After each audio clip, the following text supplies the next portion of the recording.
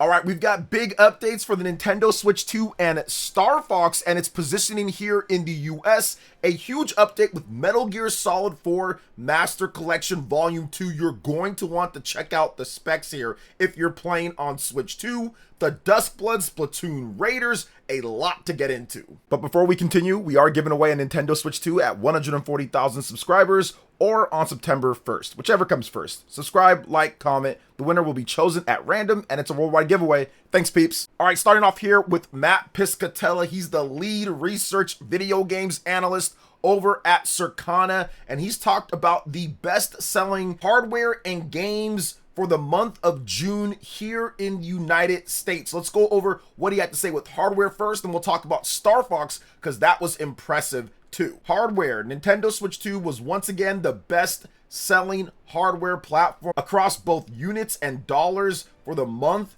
and 2026 year to date, with PlayStation 5 continuing to rank second across both measures and time periods. They also put a little note in there that Xbox actually had a big boost in sales compared to where they were before, so it was still third place, but it was better than what they've done before. So there's that. We also have an estimate from Pierre485 on how much the Switch 2 sold in June. So it sold approximately 350,000 units in June 2026 from Circana. Switch 2 has now officially reached 6.25 million units sold in 13 months. That's the second best results in history, only behind the GBA at 7 million units. So not too far behind from that. And that was like a $100 system. And it's also leading by 11% or 1 point over the Switch 1 after 13 months. So it's still going pretty strong when it comes to that. People are picking it up in droves. Now let's talk about Star Fox. Star Fox was the other new release to appear on the June top 10 bestsellers chart, ranking number 4 overall. It placed first on Nintendo platforms during June, ahead of Tomodachi Life Living the Dream and Mario Kart World. Now they are having physical sales with an estimate of digital sales. Nintendo still does not give them the full digital sales breakdown, so they're estimating it somehow. I'm not sure how they are, but they are. But either way, it was number 4 on the top 10, and it was number 1 with Nintendo Switch 2. So this is massive for Star Fox. This is so good. It's not about trying to sell 15 million copies or anything like that. Obviously, Star Fox is not going to do that. It's not going to sell like Call of Duty or like Pokemon or like Zelda. But what we wanted to see, what all Star Fox fans wanted to see, was a renewed interest among Nintendo fans to buy Star Fox. And when you debut number 1 in the launch month, and you don't have a legacy game or you don't have an older game outdo it, that is a good sign. The fact that it was number 1 on the board ahead of Tomodachi Life, which we know Tomodachi Life is selling great. We know Mario Kart World is selling good.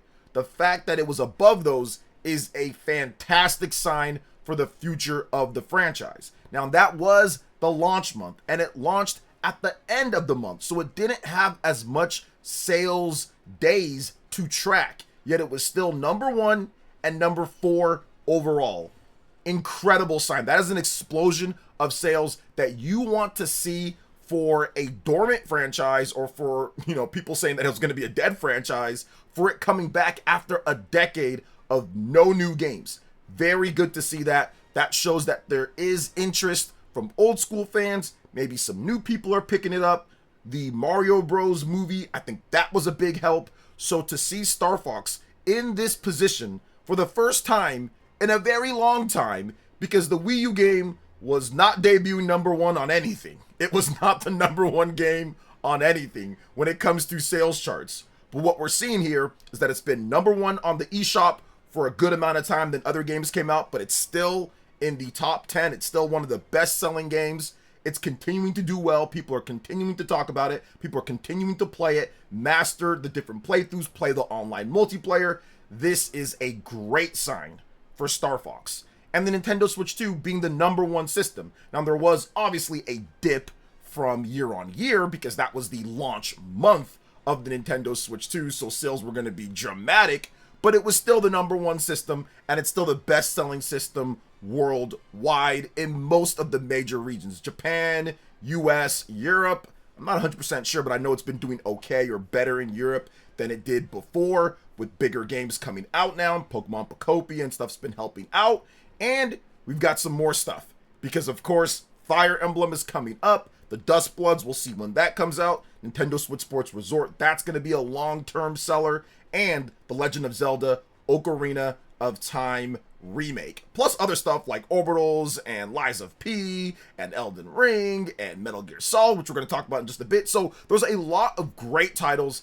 coming out within the first year and afterwards. This flow of games with stuff like Star Fox and Splatoon Raiders now coming up, this is the best thing that could have happened for the Nintendo Switch 2. And it's going to have to continue happening because there is a price increase coming on September 1st. So I want the momentum to continue, people picking up the system, and then hopefully the value of the system and the type of games that are out on it will continue to carry it into the holiday period past September. So very happy to see Star Fox explode on the sales charts here and to just show that there's life left in this franchise. Not saying that it sold 1 billion copies or anything. It doesn't need to. It's definitely a cheaper price game with a more modest budget than what you see with the biggest games that Nintendo has or big AAA games in the industry. It does not need to sell 10 million copies. It can sell 1 million copies or so. It can sell 2 million LTD, lifetime to date. It can do that and it will be fine. That will show that there's life, and then the next new Star Fox game, then we can see what Nintendo can do with something brand new with Star Fox. But I'm very happy to see these results for the Switch 2 and for Star Fox. And I'm also happy to see the results for Metal Gear Solid Master Collection Volume 2 on the Nintendo Switch 2. Incredible news here because the game has some great specs. Now, I will have the full results for you guys, depending on what platform you're playing on. This game's coming out on Switch 1, Switch 2, PlayStation 5, Xbox Series. It's coming out on so many different platforms, so I will have all of that up for you guys, but I want to go over just the specs right now of the Nintendo Switch 2 version of the game. So let's go over the specs of Metal Gear Solid 4 first on the Nintendo Switch 2. Docked, you're going to get 1440p 60 frames per second, and portable mode, you're going to get 1080p 60 frames per second. On Metal Gear Solid Peace Walker, you're going to get 1080p 60 frames per second, both docked and portable. So not terrible performance by any means, not the best performance, as there's 4K 60 FPS on PlayStation 5 and Xbox Series and PC if you can run it there, but still to be able to take it anywhere that you want and to get that performance significantly better than what we saw on PlayStation 3 is definitely a nice upgrade, especially considering the quality of Metal Gear Solid 4 and Metal Gear Solid Peace Walker. And Metal Gear Solid 4 already looks incredible. It was an incredible looking PS3 game, although the colors were kind of washy, but it was still one of the most advanced PlayStation 3 games anybody released. It's already a good looking game, and now you're going to make that even look and run better. Like, the performance on PS3 was kind of trash, but now it's going to run at 60 frames per second. And in portable mode, it is going to look gorgeous on the Nintendo Switch 2. I'm actually really excited to see how the game looks in portable mode. 1080p 60 frames per second with that display, even with the LCD screen, it's going to just be beautifully animated on there. So I'm excited about Metal Gear Solid 4 Guns of the Patriots. I've only played it one time. I played it one time and I beat it. Over the summer back in like 2008, I was working a job at my college and I played it all the way through and I thought it was fantastic for the time. And that was it. I never went back and played it again. So I'm looking forward to it. I've forgotten most of the game. So this is going to be awesome playing it again in vibrant colors, good resolution, and good frame rate this time around. Now, Peace Walker runs at 1080p 60 frames per second docked and portable. So they didn't go 4K 60. I'm not exactly sure. I'm thinking maybe it's because of the emulation.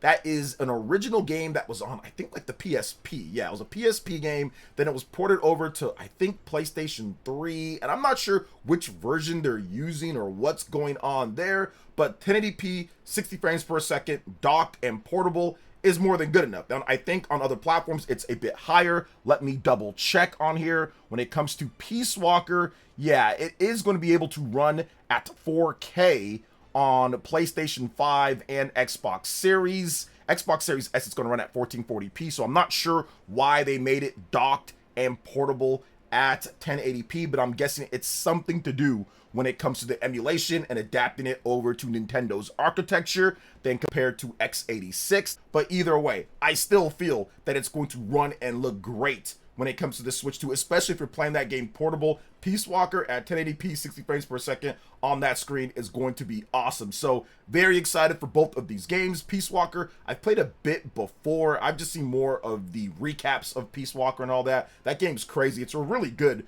handheld style of game, so I'm looking forward to this. I think that Metal Gear Solid Master Collection is finally tuned and optimized if all of this plays out exactly like how Konami is saying it, and I love the type of quality that we're seeing from Konami with the games. But I want to also see what quality we're going to get from Software, because the Duskbloods closed network test registration opens today, and I did right there at 7 a.m. PDT. Sign up. So you have to go over to the website. You can apply right there. It's actually really easy. Just put in some information, link your Nintendo ID or Nintendo Network account, and then you have to wait and see. They will announce who gets in, I think, at the end of July or so. So the network test does begin in August. It's on August 21st to the 24th, and there's multiple times. I actually covered it before, so if you want to check out my video on that, you can check that out, or I'll have the times and everything for you guys. But the registration period is from July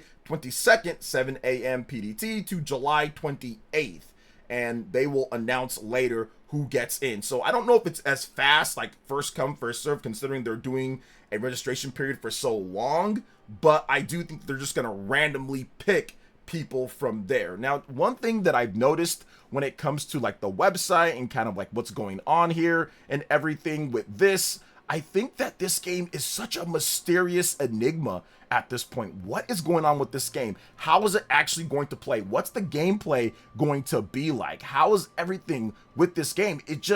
We don't know. It's hard to kind of tell outside of what they've described with the gameplay and all of that. And they haven't described too much. It's a PvP game, so it's going to be everyone, I guess, for themselves, or maybe there's going to be some teams, or maybe you can form alliances to attack other people. We still need to kind of see like the main crux of the game. What's going on? What's the meat and potatoes? And I know that they've described some, but it's still just nothing. It's so mysterious, and I think that's why people are excited, is because one, it's from Software. Obviously, they're excited for that. Two, it reminds them of Bloodborne, so that's also cool. But three, we know almost nothing, despite this game being announced more than a year ago now at the Nintendo Switch 2 event, and it's a big deal, an exclusive from Software game for the Nintendo Switch 2. That is wild for many people. So that's the big thing right here, man. People are just wondering what is happening with this game, and we get our first taste of it in August, so we'll see how that goes. But we'll get our first taste of Splatoon Raiders soon. It's coming out. It's launching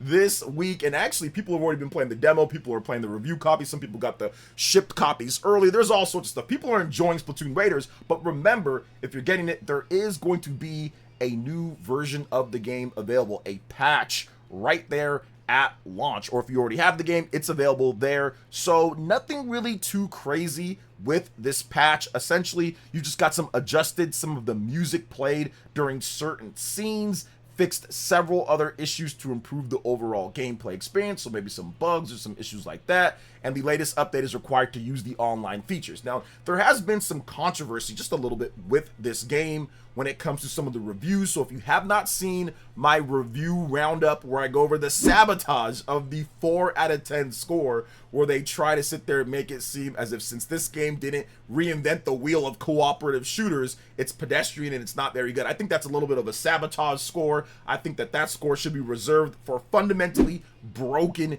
games that have severe issues, not games that actually work properly, run at good resolutions, run at good frame rates, offer a story, offer everything that you'd expect with a game.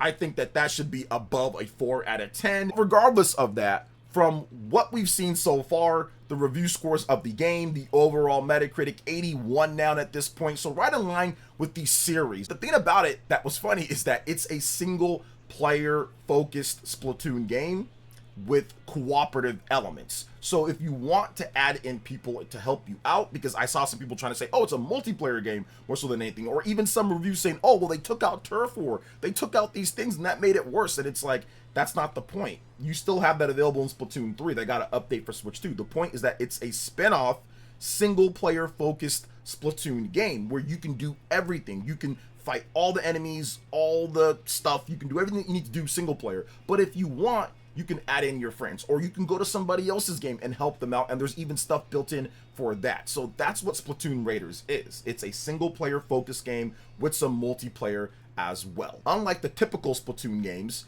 that focus on the PvP. So if you want, you can check it out. There's a demo at select Best Buys, Walmart, Target, places like that. I'm pretty sure Nintendo will probably release the demo later on after launch. But yeah, I played the game at Best Buy. I think it's great. My copy's coming in tomorrow. I'm going to be playing the heck out of the game. I'll probably stream it. I think it's going to be a ton of fun. So download the update and have fun with the game if you're planning on picking it up. But all right, peeps, that's going to wrap it up for this video. Thank you so much for watching. I do appreciate it. Please make sure you hit that like button, subscribe if you're someone new, click that notification bell, and check out my other Nintendo Switch 2 RPG content and more right here on screen. Thanks for watching, and we'll catch you for the next one.